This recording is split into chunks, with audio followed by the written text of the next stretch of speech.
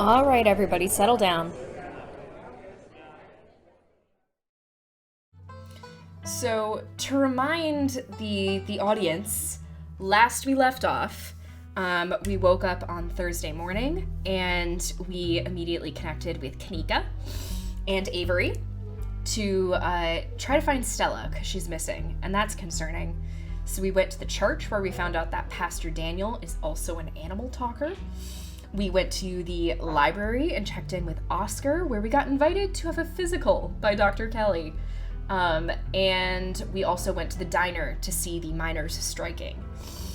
And we were a little tired after that and passed out in the middle of town, so Kaneeka brought us to her mom, who, helped us get strong again and gave us some nice tea that was soothing, and then became foreboding as fuck, and we had some thoughts that were not our own.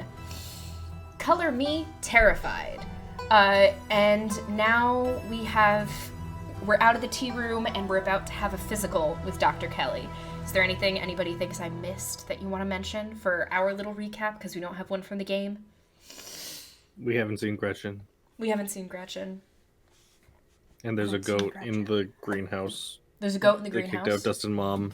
It's the goat! Oh, and we did go to Stella's house, and we rummaged through her personal belongings, and we didn't find anything. Hide nor hair. Oh yeah, when we were at the library, we went into the mayor's office and saw a harsh mayoral meeting, and ran into Gretchen's favorite candidate, Scraps.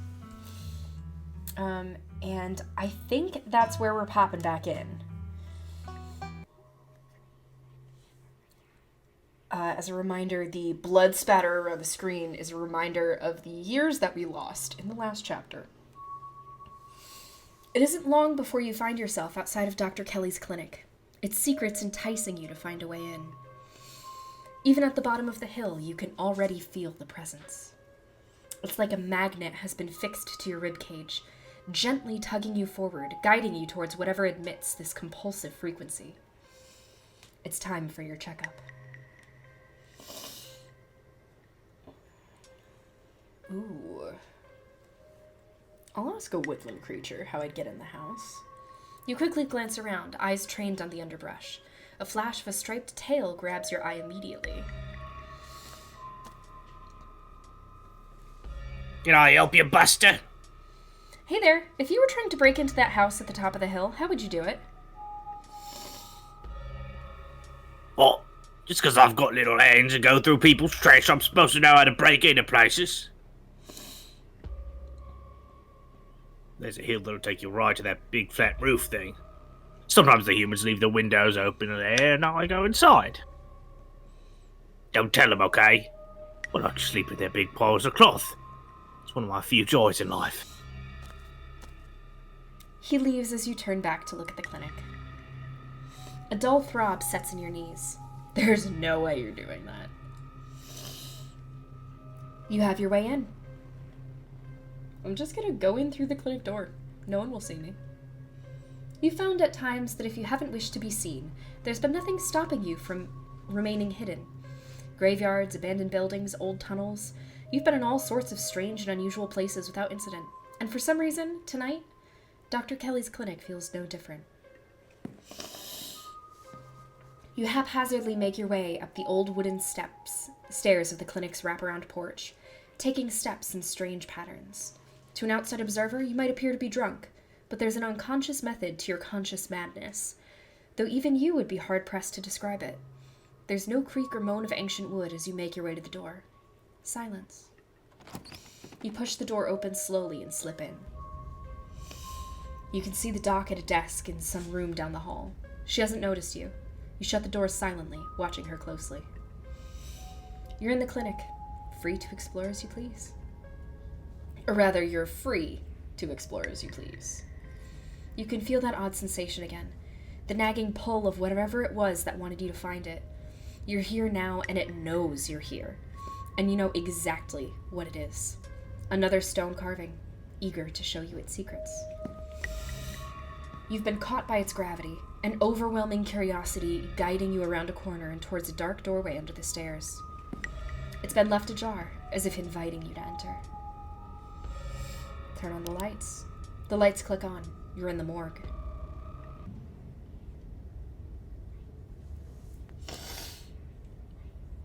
Casey? He squints, seemingly unsure whether you're the same person he met yesterday. What are you doing in the morgue?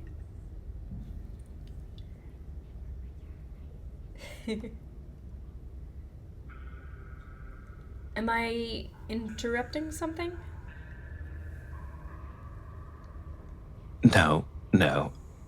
I was just practicing, I guess. Sometimes I just come down here to rehearse. I see. Being among the dead brings you comfort. I guess. I haven't really given it a lot of thought. His words seem distant to you. The tugging is strong down here. You can almost feel yourself slipping into a trance, and your eyes wander to the back wall of the morgue. You need to see what's back there. Follow the pole. You touch the wall. It feels disappointingly solid under your palms. Hey, are you okay? You feel Reese's hand gently shake your shoulder, and for a moment, the thing on the other side of the blank white wall loosens its pull on you. You kind of looked possessed there for a second. You good? Make him understand. Use your words. Don't let this fervor consume you. Be present in the moment. You inhale deeply and take in your surroundings. You can't help but notice that one of the body storage drawers is labeled Pearland Scarlet. Ooh, that's fucked.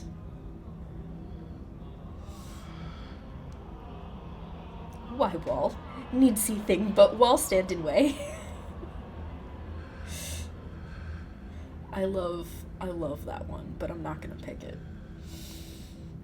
The mines had a stone carving the other night, as did Oscar's house yesterday. They've been giving me visions, and I can sense one on the other side of this wall.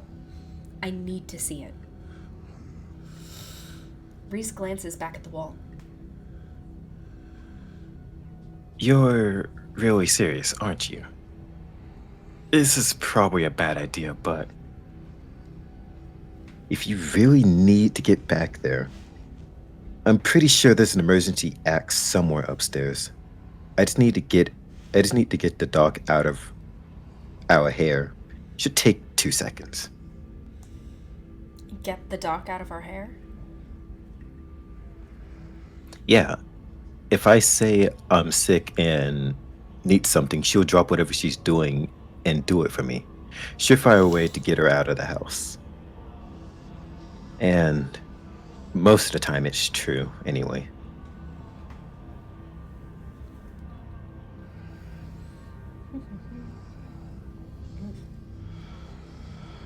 Use what you got to get what you need.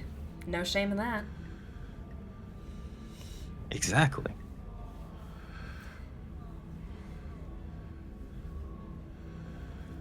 Thanks for understanding.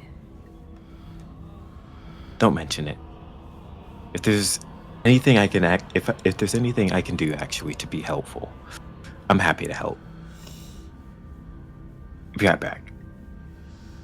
He strides past you, his long legs moving swiftly. He seems excited, his usual dour demeanor replaced with an uncharacteristic pep when faced with the prospect of sneaking around and tearing down walls. You hear his soft voice filtering in through the open doorway at the top of the stairs, a hoarse and sickly edge added for effect as he speaks to his mother. Hey, Mom. He coughs gently. Reese, I didn't know you were awake. I still feel like shit, but I think I can finally try to keep some juice down. It looks like we're all out, though. Really? I thought I just picked some up. I've got an errand to run on Main Street anyway. I'll go pick up some orange juice. And some ginger ale, too. That would be awesome. Sorry to ask. I know you're probably busy. It's no problem. It doesn't take long. Don't do anything too strenuous while I'm gone. Just lie in bed until I get back. Thanks, Mom. I'll take it easy. You hear her footsteps move down the hall, then the front door opening and closing. Holy, it worked. The theatric rasp has left his voice, excitement rising in its place. Come on up. We don't have long till she's back. As you step out of the morgue, you relax. The extra space between you and the carving has weakened its hold on you, and with it, your desperation to claw your way through the wall and unveil it.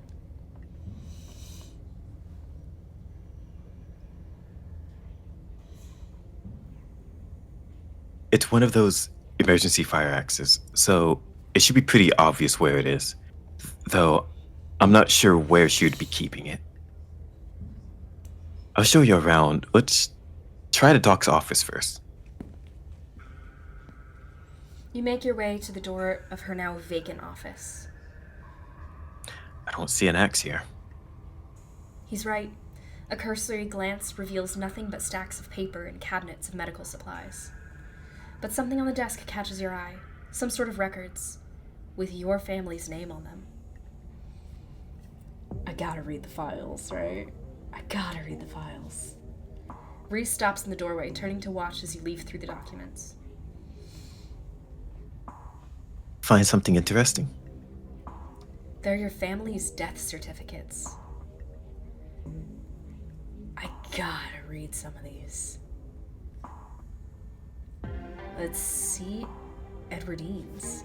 Edwardine Scarlet, born April 9th, 1913, died February 12th, 2003, age 89. Cause of death, heart failure. Signed by her granddaughter, Pearl Scarlet. Pretty normal. Almost made it to 90. Died of a normal old person illness. Pearl, cause of death, sleep apnea. Discovered by her daughter, Tabitha Chrysanthemum Scarlet. No autopsy performed. Tabitha's middle name is sorry, that's you. Tabitha's middle name is Chrysanthemum? Wonder who cursed her with a mouthful.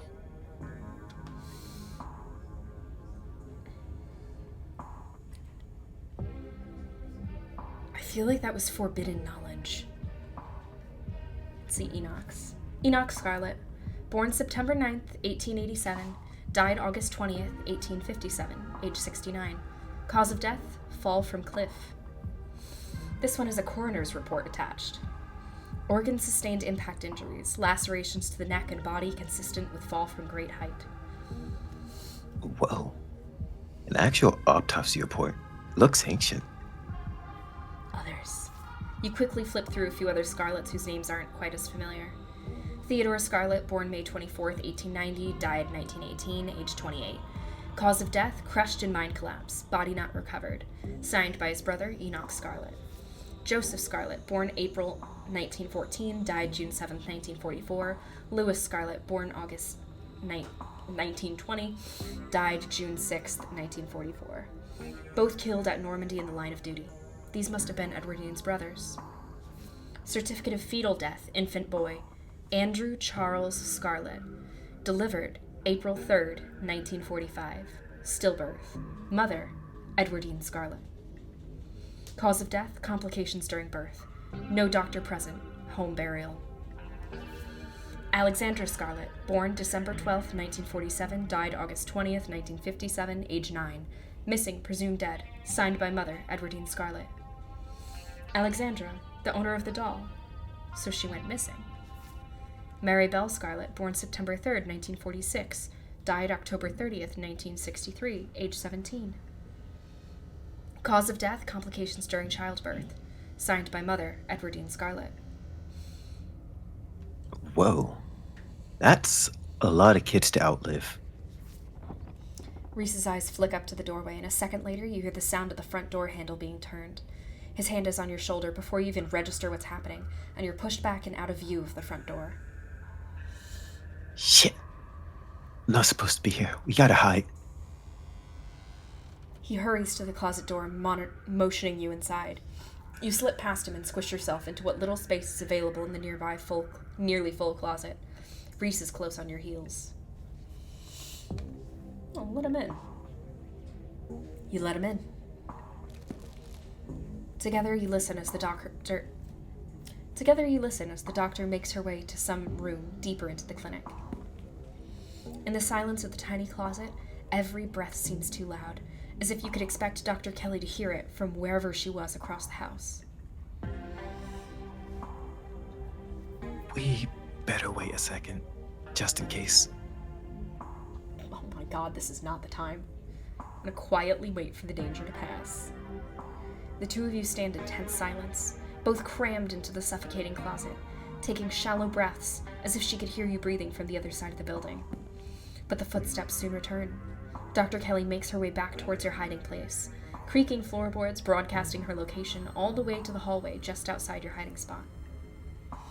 The footsteps return. They get louder, approaching the open office door, and then they stop. Much to your relief, she opens another door, leaving the main clinic. We're in the clear. We probably only got a minute or two until she comes back, so let's make it count. The medical supply room is probably our best bet. If any other room in the clinic is likely to have a fire, it's probably the room full of chemicals. This way. He motions you down a hallway, slipping through the slightly ajar door of what you assume to be the supply room. Yes, there it is. Keys. Here we go. He rushes over to the cabinet that contains a bright red axe, pulling the glass door open. Your axe? Now we can. Reese pauses, turning to listen intently. That was the door from the house. Come on, if we can hurry, we can get you back downstairs. I'll run interference. Go downstairs, quick.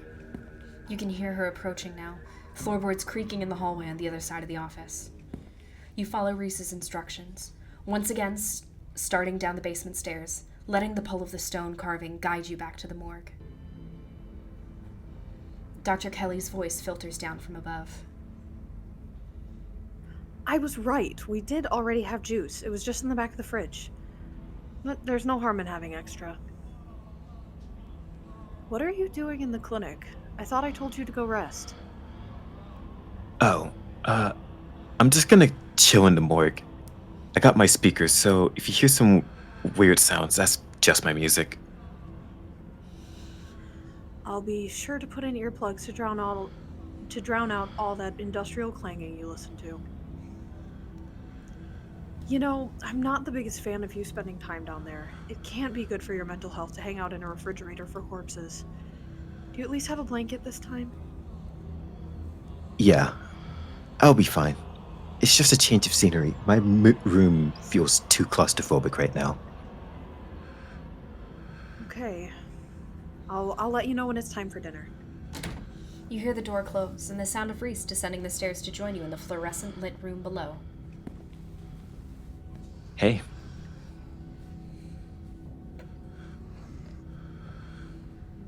You listen to music that sounds like a wall being broken down?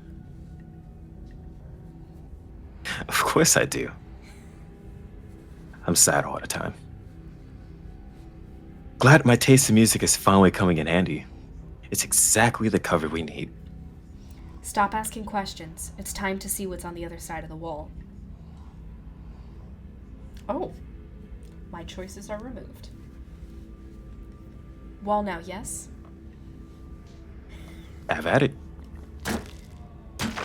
You approach the far end of the morgue, axe practically singing through the air as you strike the wall. The first cut offers a surprising amount of resistance. There is some structure behind it, some wood frame holding it in place, trying to stand between you and what waits for you on the other side.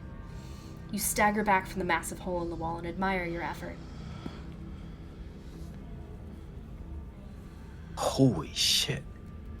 The splintered edge frames a dark passage, seemingly cut deep into the side of the cliff, cold seeping from a forgotten place into the already frigid morgue. Reese coughs as he takes a better look at what lies beyond the wound in the wall. There's a whole hallway back there. Thick, stale air leaks from the hole, filling the morgue with an earthy mildew smell, like the room is slowly filling with dirt. And with the stink of the grave-like room beyond comes an even stronger compulsion. You step forward, and you climb into the hole. This is wild. I had no idea any of this was here. An entire hospital wing, rotting away for decades behind some flimsy drywall? Someone doesn't want us to find these carvings. I wonder if it's whoever put them there, or if it's someone else. Whatever the reason, they went to a lot of effort to hide this one. I wonder if Doc even knows about this wing. You step forward into the unknown. You don't bother to retrieve the axe. The final wall concealing the carving is rotten, water damage having eaten away at the wood over the course of unknowable years, the planks nearly reduced to sawdust. You tear into it.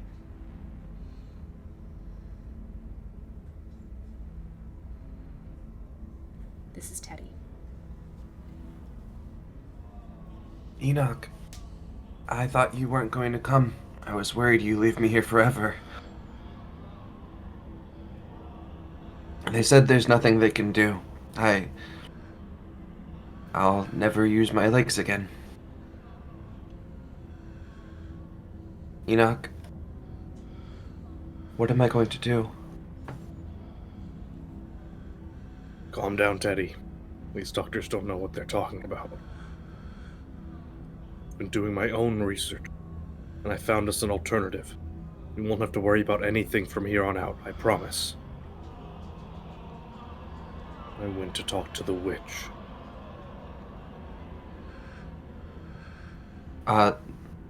Witch? But that's nonsense. It's alright, it's all sorted. We're taking you home today, and everything will be resolved by this time next week. That's right, Doctor. At this point, I think it's safe to say his body was never recovered. Whoever it was claimed to be Theodore. It wasn't him. Wasn't even paralyzed, as it turns out. Just some grifter trying to take advantage of the tragedy. Everything goes black. Your vision swims back into focus, and it takes a solid second or two to reorient yourself. You're in an unfamiliar bed. Reese leans against the far wall, eyeing you with concern and curiosity. Hey, I was worried you slipped into a coma or something. You tore down that wall like a wild animal and found some weird carving and collapsed. I think you might have had some kind of seizure. Are you okay? How did I get here?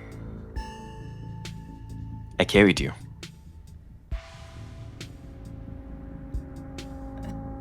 Thanks, man. I appreciate it. No problem. I just figured you'd rather wake up in a bed than the musty hallway or the morgue.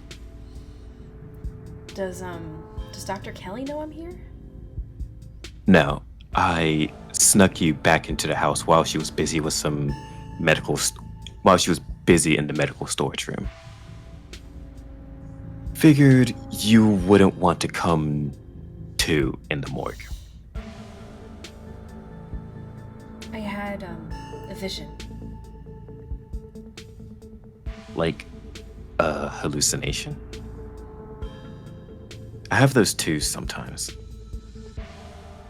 I used to have them a lot as a teen. Always just weird little things, like my hands would look wrong, or my neck would seem too long, or the room would feel smaller.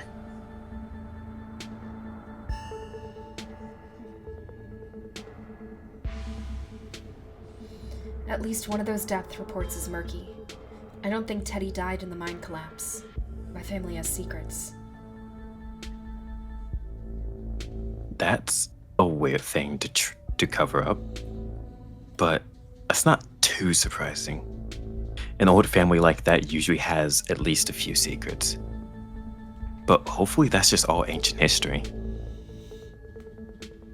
It's not like it's easy to cover up deaths these days, right?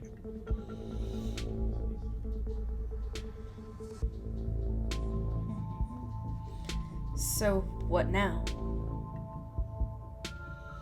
We might be stuck down here for a little bit. The docks is on a warpath up there. I refuse to take my medicine, and she's not happy about it. I went ahead and blocked my door so she can't get down here. Now we just have to wait her out. You blocked the door? It was just a precaution. I don't think I can underestimate her at this point. For the first time in a while, I don't feel like roadkill, and I'd rather keep it that way. I don't need her coming down here and forcing any medicine on me, and God knows what to do, and God knows what.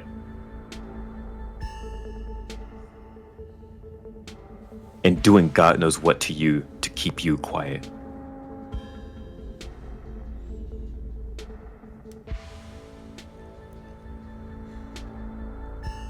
Good. Gives us time to figure out a game plan. Exactly. I think we should treat her like a legitimate threat. I have these weird memories. I always assumed they were dreams or hallucination because they didn't fit the way I thought of her, but I think she used tranquilizers on me. Other times that I've gotten too unruly for her. I don't know how much of those memories I can trust, but I'm starting to think I should believe in my instincts when it comes to the lengths she's willing to keep me under her control. We'll wait until she's asleep. Then we can at least get out of the basement and we can figure out what to do from there. Why didn't you take your medicine, exactly? Because it makes me feel like shit. I was fine yesterday until the dog made me take my pills, and I was fine all day today. What's the harm of going a day without it, right? And now that I'm not taking it, it's like all those weird little memories have coming rushing back. Bad memories. I don't think the dog's a good person. I don't think she wants me to be healthy. I don't think she wants me to see people. And now that I'm waking up to that truth, I don't think there's any going back for either of us.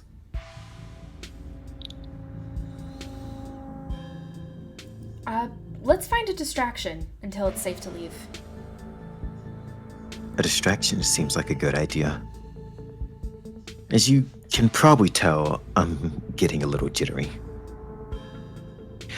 It doesn't feel awful, to be honest.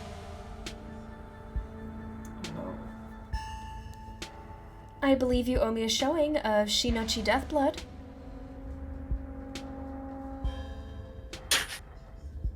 I believe I do. Reese gets the movie set up and joins you on the bed. Let me know if it gets a bit too much for you.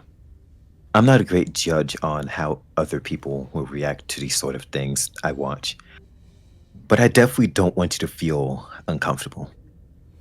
This is a slow burn of a movie, but the dread it's managing to build is palpable in the room. Or maybe that's just how it feels down here all the time.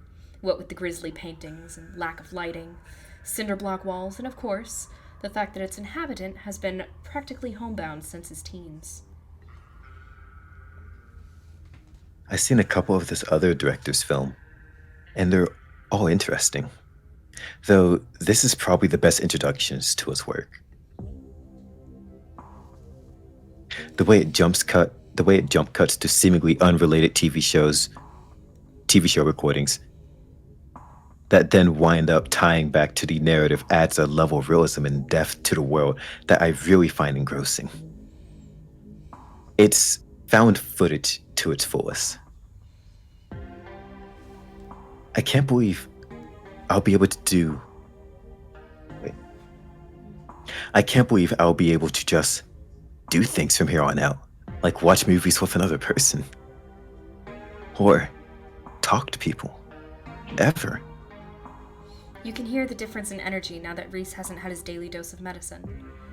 He's uncharacteristically chatty, clearly not used to talking to another person, let alone when he has the energy to carry on a long conversation. Something is changing inside of him.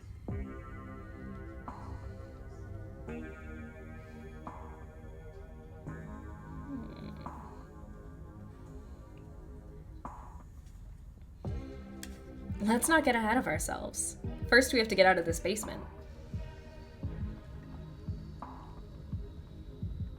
That's true. I shouldn't be counting my chickens. We still have to get past that woman upstairs. He tenses, his back straightening, his muscles clenching as he's reminded of the obstacle. Hopefully we can just wait her out. If not... He trails off. But his features soften as he once again immerses himself in the film. A man on the screen yells portents of doom into the camera, trailing off into a wordless scream. The plot is really heating up.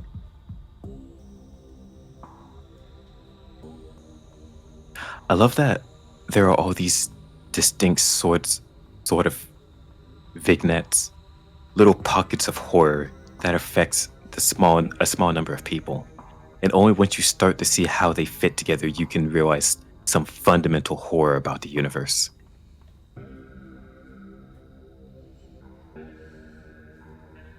And then it sees you back. Incredible. Cosmic horror to its truest sense. Rhys is becoming very animated. It's probably safe to assume he's been dealing with a lot of extra adrenaline right now, what with his entire reality turning out to be a lie. But he's also talking over the movie. It's more than just something that's changing in Rhys. It's everything. There's a knock on the window.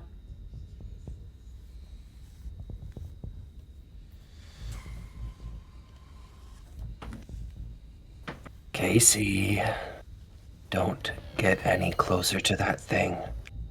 It's time to go home. That voice. I know that voice. Is that been following you around? Without another word, Wayne starts pounding on the window. Good luck, freak. That glass is shatterproof. Enemy upstairs, enemy outside, we're surrounded. Even if we get out the house, I won't be safe. You won't be safe.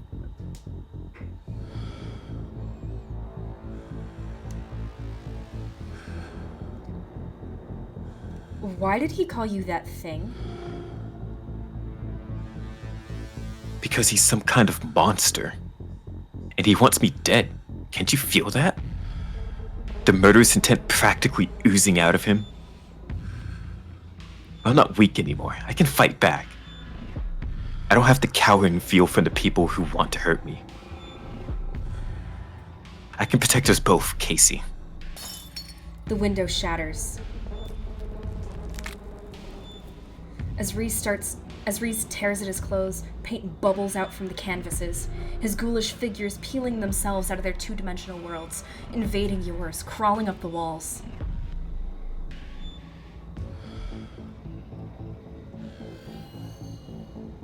Grab my hand. I'll pull you out.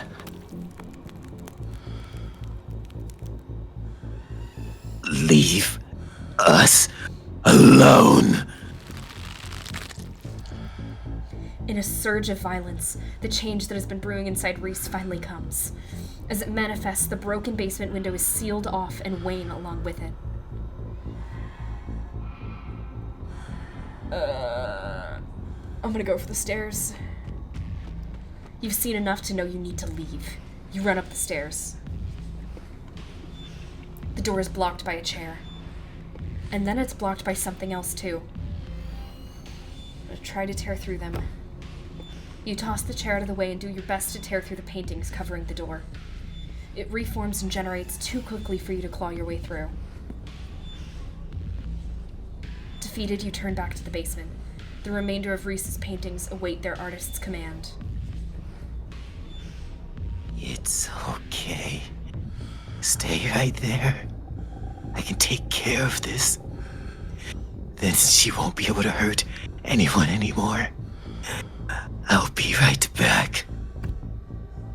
Reese storms up the stairs, leaving you with his smears.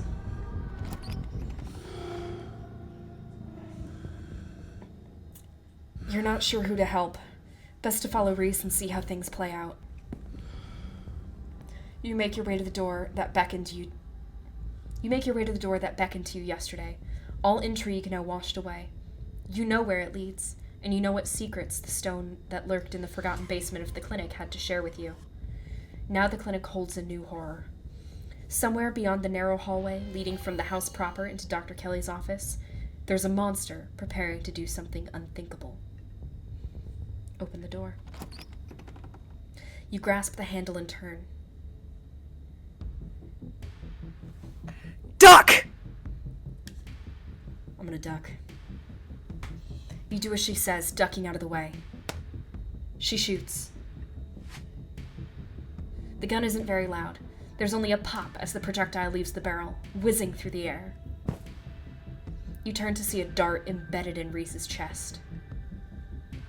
He pulls the tranquilizer dart out from between his ribs, breathing heaving heavy breaths as the drug courses through his system. You're going to have to try harder than that, you No. How did you?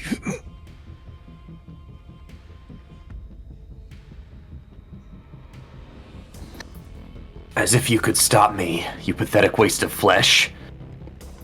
Before Wayne takes another step down the stairs, paint flows out between the cracks in the wood. Reese's panic pulling in a mob of furious smears to hold his enemies in place. The artist darts away, but the smears continue their work in his absence. Dr. Kelly makes her escape down the hallway, and Wayne is overcome, glued in place at the top of the stairs by stiffening globs of paint.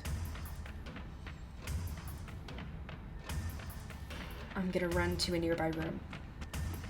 You rush out of the main entryway, taking cover in the first room you see. A few seconds pass. Things are quiet. Hey. Dr. Kelly's voice crackles out of some unseen speaker. You. Casey. I'm stuck in the safe room. I can't help you from here, but you can help both of us.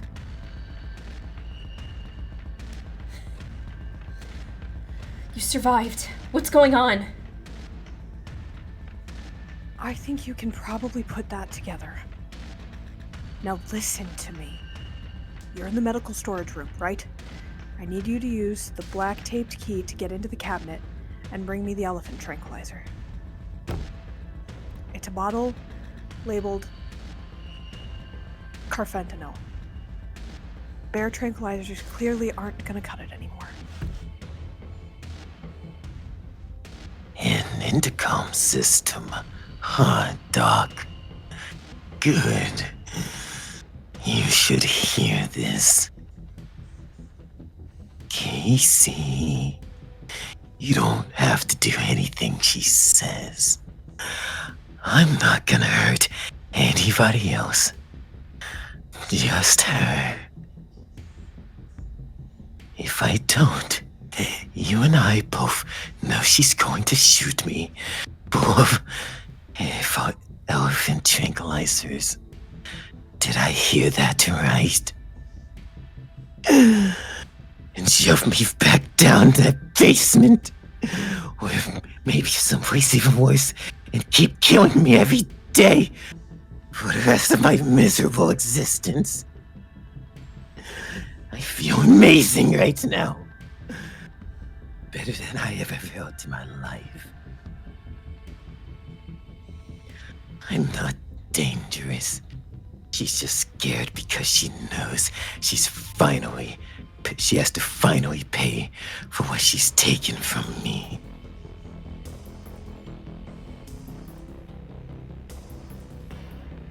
I'm gonna remain silent. You say nothing. It's okay, Casey. Just get to the cabinet and I can get all of this sorted out. You don't have to do what she says. She told me what to do for as long as I've been alive, and look what had landed me. Half dead, holed up in the basement. And she put me right back if she had her way. Hell, if she had no trouble doing this to her own son, who else might she be threatening without their knowledge? So just stay right there while I do what needs to be done. There won't be a speck of blood on your hands. Enough. Reese cries out in pain. What the hell did you do to my shoulder? I'll handle it. Just try to get somewhere safe until then. The two stagger off down the hallway. Quick, grab the tranquilizers and head to the safe room. I'm gonna grab the tranquilizers. You do as she says. The tranquilizers are easy to find, marked with a small square of black tape to match the key. She's certainly an organized woman. I'm heading for the safe room. You make your way out of the medical storage room and back to the hallway where Dr. Kelly disappeared. As you approach, Dr. Kelly heaves open the door slowly, breaking apart the mass of paint, sealing it shut. Hurry! I don't think I can keep it open for long. You slip past her into the safe room. She shuts the door quickly, though one of the little smears manages to slip past her. She stomps on it. Painted viscera splatters across the cement floor. It sounds like Reese and your friend are still fighting. We probably have a few minutes before he gets here. What is this room? Old X-ray room. Lead walls. After I realized this whole situation was a possibility, I had the door reinforced with special remote-controlled locks. Glad it could finally come in handy. Let's talk Reese. Yeah, I bet you have some questions. Go ahead. I have nothing left to hide. When did you find out? A little after he hit puberty. He had all the usual changes, then a few extra. Thickened nails, sharp teeth, elfish ears. I figured he might have some kind of genetic disorder.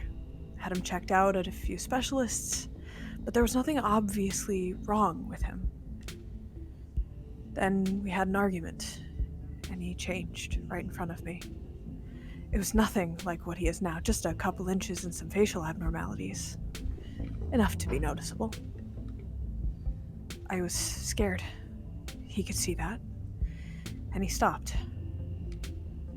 I thought it was a one-off, or maybe a hallucination. But the second time, it wasn't as subtle, and it didn't go away as easy.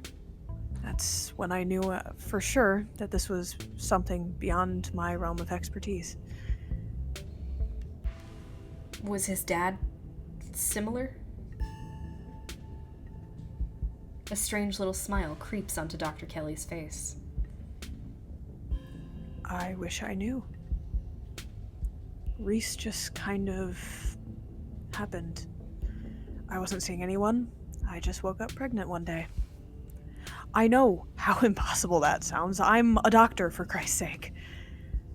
I kept having these weird dreams, almost like sleep paralysis episodes.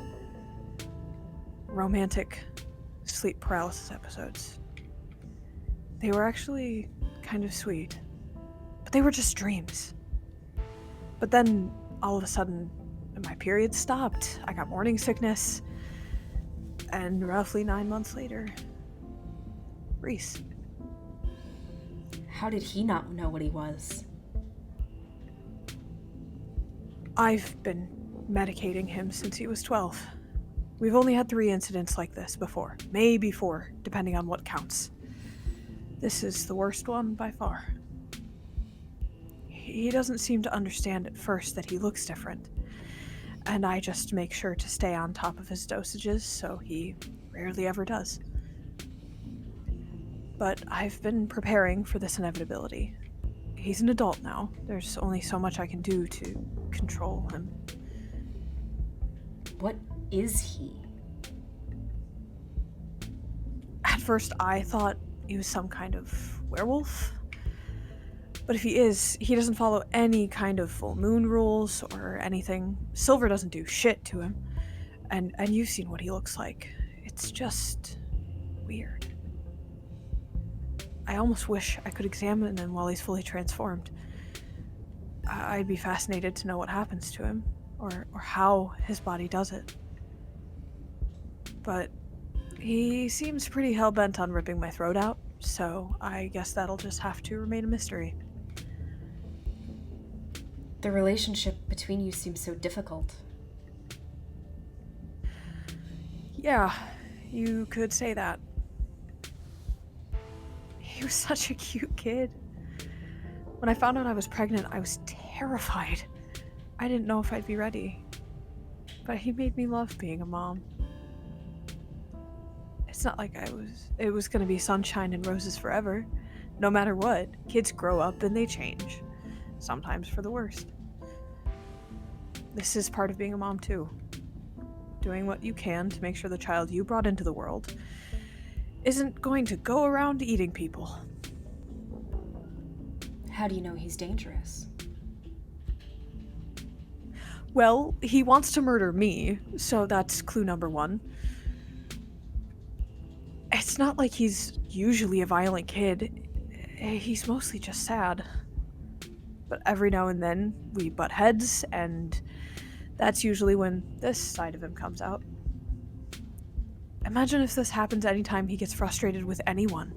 Imagine he gets road rage one day, turns into a 12-foot tall monster with a million teeth, and rips somebody apart in the middle of a major metropolitan area. Yeah, he's dangerous.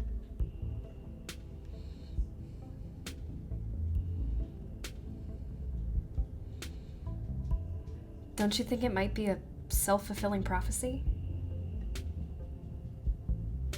Oh, don't preach to me.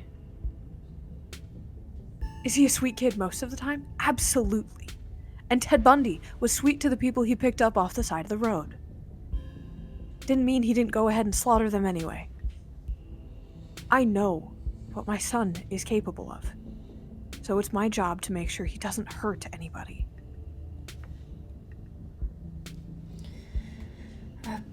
What's the game plan? Short term and long term.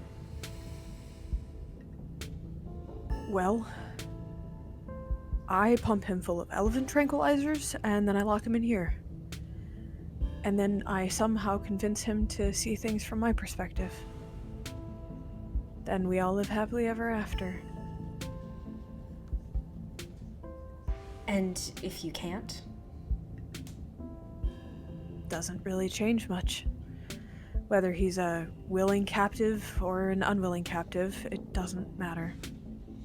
He's either under my constant supervision, or he's dead. That's just how this has to go. While we're at it, any other secrets you're keeping? You have it all. You have no idea how relieved I am to finally say all this shit out loud. Sit in silence and wait for Reese. You and Dr. Kelly sit in silence and wait for her son to make his way to you. The sound of distant breaking glass cuts through the silence of the clinic outside the safe room. Shit. This might be game time.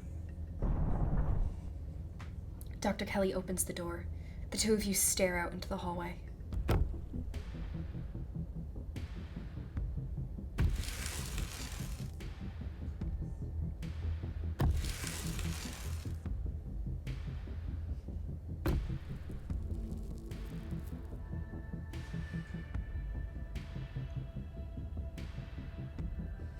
Is this what you're so afraid of? Hand over the tranquilizers. This is our shot. And this is what your pole was for.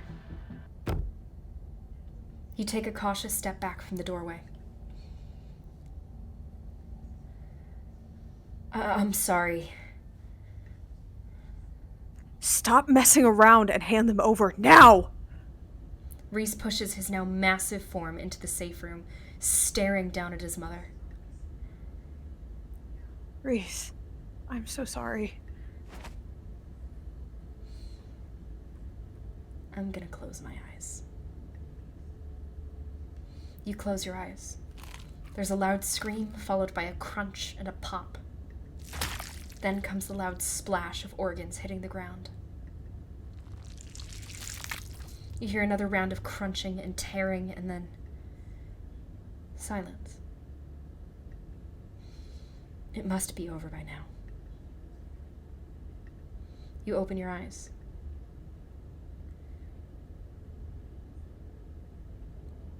I'm sorry you had to be there for that. What happened to Wayne? Wayne. Oh. I pushed him out of the window. Be careful around him. Messed up my shoulder somehow. It still isn't working right. He's evil. Really evil. He hates me. I could feel it. Was he familiar to you?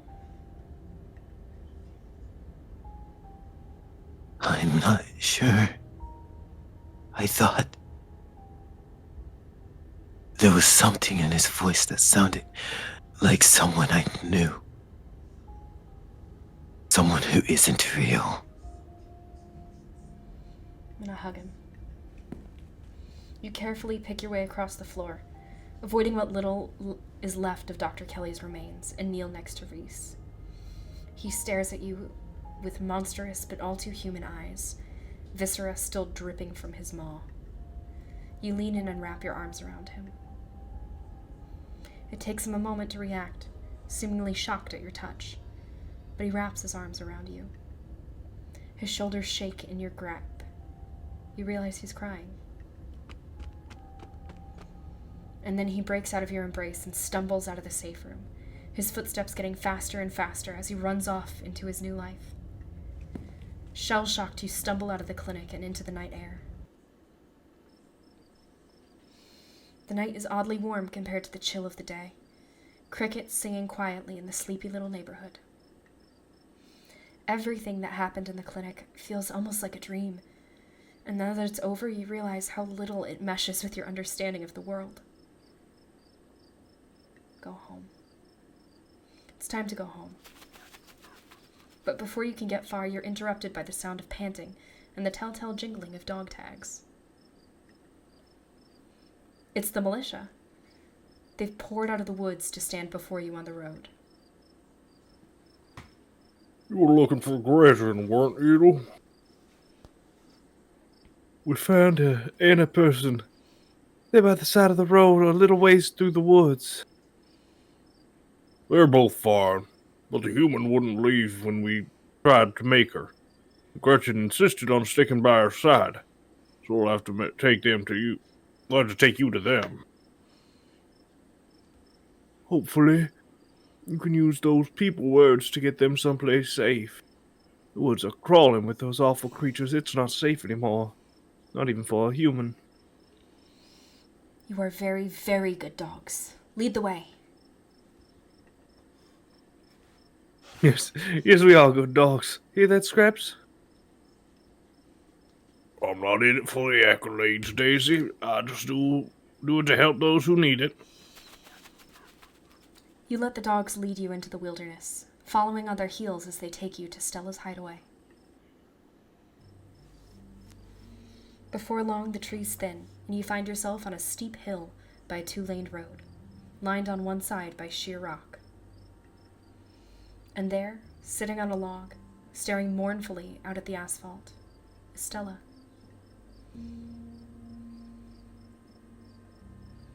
And there they are. Keep them safe. We're seeing you, speaker. You sit on the log beside Stella. Casey? That ghost really did a number on you. I'm so sorry.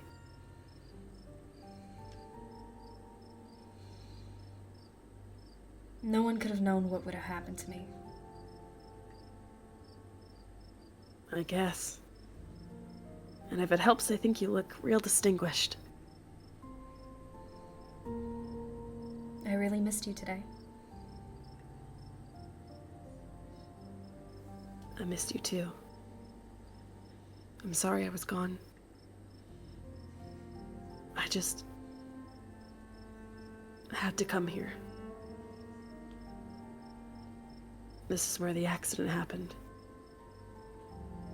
My parents died on this bend in the road. They were taking me to college. I was lying in the back seat. It had just rained and the sun was finally coming out.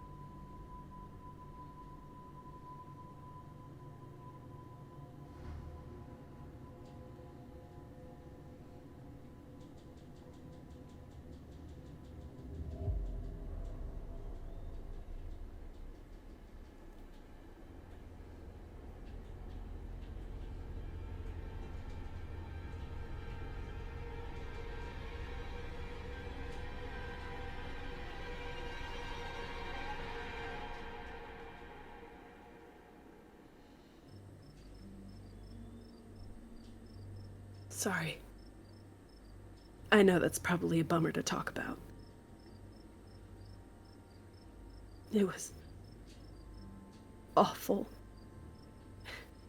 Really messed me up for a while. I think I'm still messed up. There's whole years of my life after the accident that feel like they just never happened.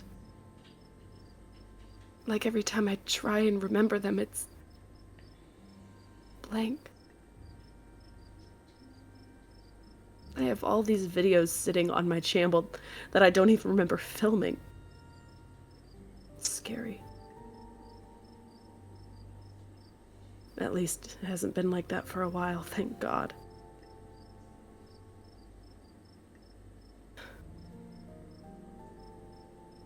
I've never talked about this stuff before. With anyone.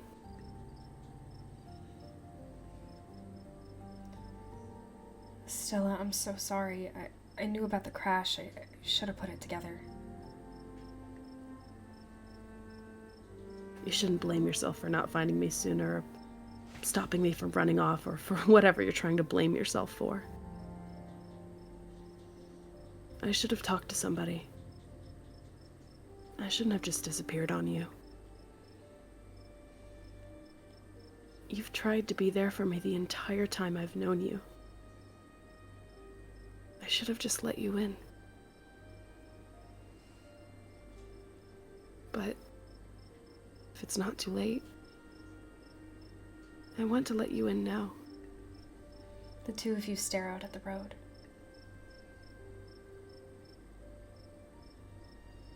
I think the accident is probably why I got into ghost hunting. I think I just wanted to see them again. I wanted to know whether I even could.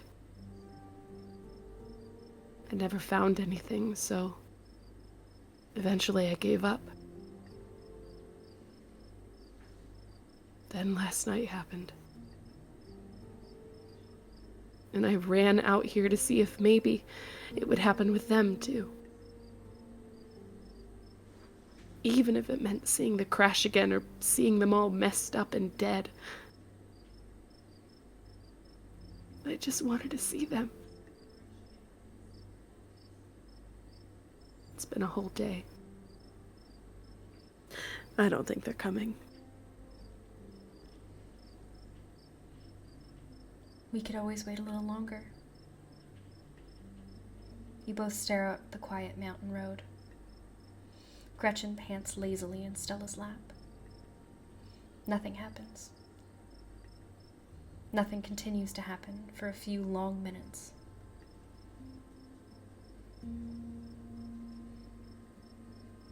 I think I'm ready to throw in the towel. It's not like I would want to see them like that anyway. I guess I came out here hoping I might get a chance to say goodbye or something like that. Since I didn't get a chance when they were alive. You reach out to her, taking her hand. It's warm against the cool night air. The skin of her knuckles is soft. Stella turns to look at you, her sad eyes meeting yours, but a smile creeps up the corners of her mouth, her dimples beginning to crease. Her hand shifts, her calloused palm fitting into yours, her grip tightening. It's strong and comforting. You can tell she feels held, and so do you.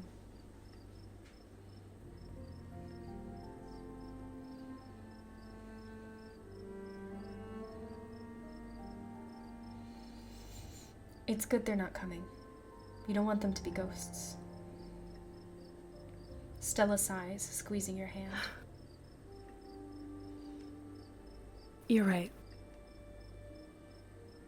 That thing last night was miserable. And I know it would be terrible to see them in pain, living out that last moment of their lives over and over again. I guess I just wanted to be able to say goodbye. You can still do that now. Stella sits in silence for a long moment, her breath slow and even.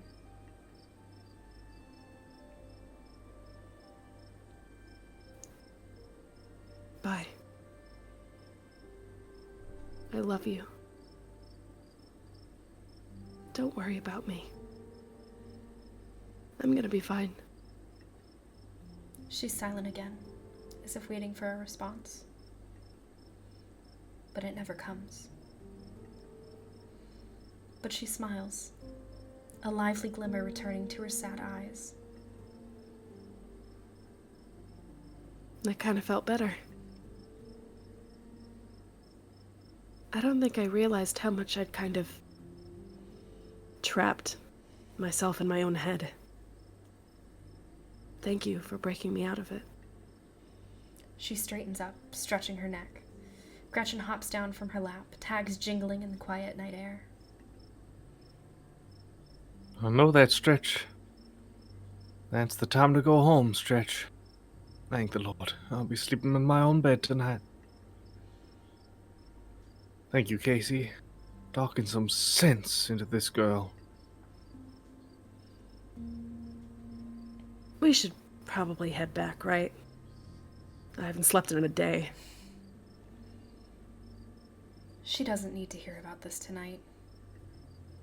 You keep the events that transpired at the clinic to yourself, at least for now.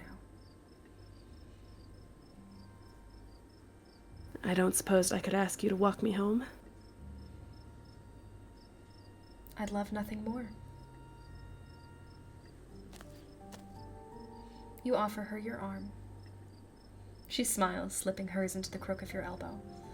She pulls you closer until the skin of your forearm brushes against her side.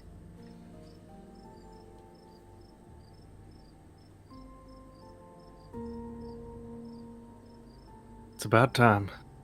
Let's not waste another second sitting out here in the middle of nowhere.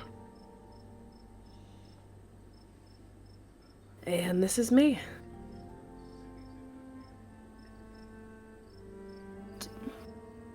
Do you want to come in?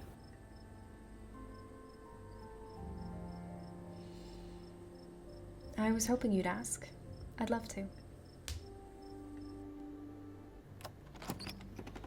Stella ushers you inside, a barely contained grin threatening to spill into an excited smile. Let me just go take a quick shower. I've been sitting outside for a day. I need some soap. It'll just take a minute. Then we can get cozy. Oh man, I'd kill for a shower. Stella laughs.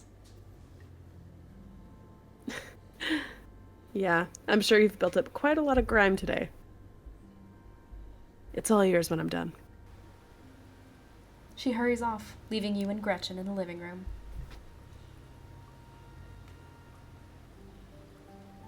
Finally, I've been reunited with my bed. Gretchen hops onto the massive pillow that serves as her dog bed, curling up and sighing a heavy dog sigh of relief.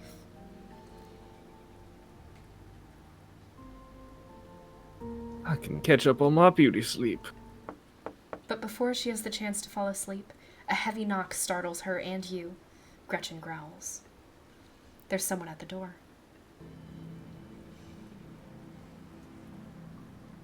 It's that horrible man who smells like rotten meat.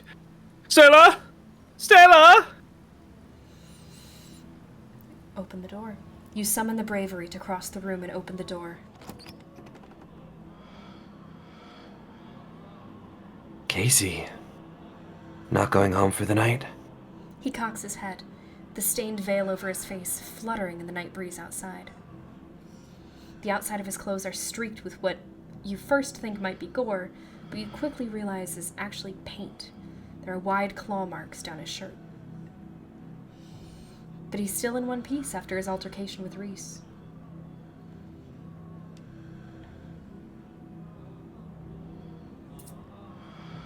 What do you want? I won't keep you long. I know you have a warm bed and a warm body to keep you occupied tonight. But I wanted to give you a suggestion for tomorrow. You should take advantage of Tabitha's absence at the estate. Forbidden places won't be forbidden without her around to stop you. Do a little exploring. You might be surprised at what you can find. He slowly steps back, shining eyes fixed on you as he disappears into the dark night beyond Stella's door. Gretchen's growls escalate into barks.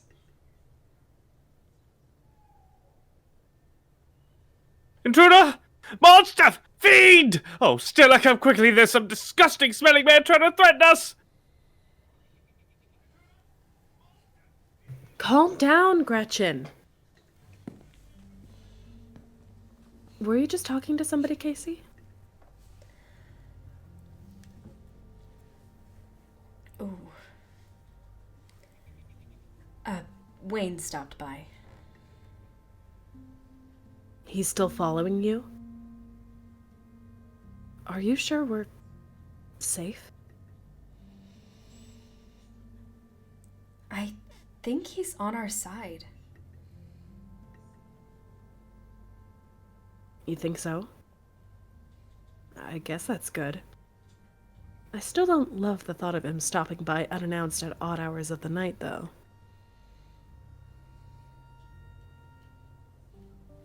But you'll let us know if he tries anything, right, Gretchen?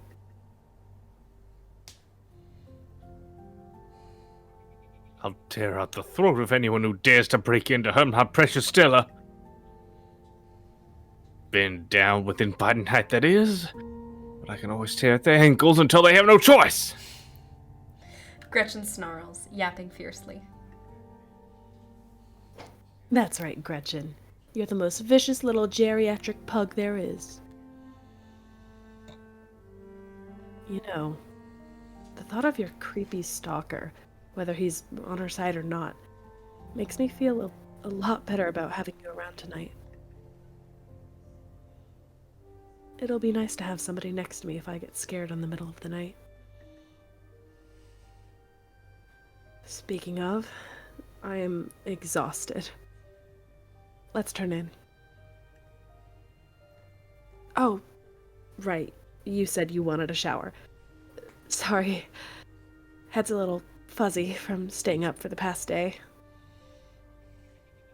There's fresh towels in the bathroom, and I've got an extra bathrobe. I can put your clothes through the wash so they'll be extra clean and fresh in the morning. It somehow feels like the longest and shortest shower you've ever taken. Too tired to think, too tired to process the flow of time. Stella sits outside the bathroom door and makes quiet and comfortable small talk with you. And then you're done.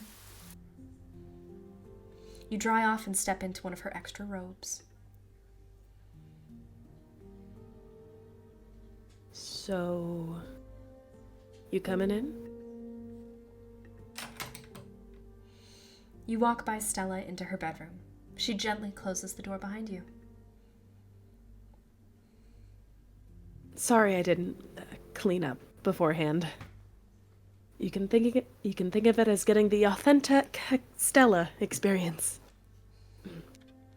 She slips past you and lies on the bed, dressed in an oversized t-shirt. You're quick to follow. She's warm and still slightly damp from the shower, her skin fresh and flowery.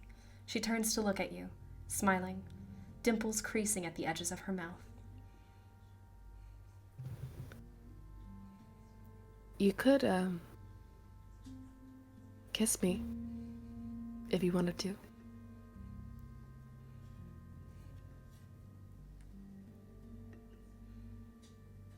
You shift closer to her and close your eyes. The magnetic pull of anticipation rolls down your spine and across your skin for a moment that seems to last forever. You take in every detail of the world around you. The frosted scent of her eucalyptus shampoo, and beneath it, the slightest hint of campfire. The comforting heat of soft but calloused hands against your cheek. The thunder of your hearts beating ever more quickly in unison. The tension rises and rises, a tone seemingly without peak. And then it breaks, and her lips touch yours. They're fresh and minty and soft and cool against yours, and guided by the gentleness of someone looking to hold on to the memory of tonight for a long, long time. And then she pulls you closer, tighter. The two of you lose yourselves in each other. Eventually, the two of you break away and open your eyes, gazing at each other from opposite ends of the pillow. You drift off together, limbs entwined, exhausted and safe and comforted. Tomorrow may bring some new horror, or it might not. But whatever happens, you'll face it together. This is the end of episode 4. Oh my goodness, thank you so much, Second Shout, for sticking through with us as we finish what is currently published of Scarlet Hollow. I had a great time, and I know my lovely actors did as well. Thank you for joining us, and we are so excited to see you for when Scarlet Hollow gets a new chapter, but also next week for an episode of Constructive Crit where we go back to the world of Deep Light. Thank you so much, gamers, and have a great night. Bye, guys!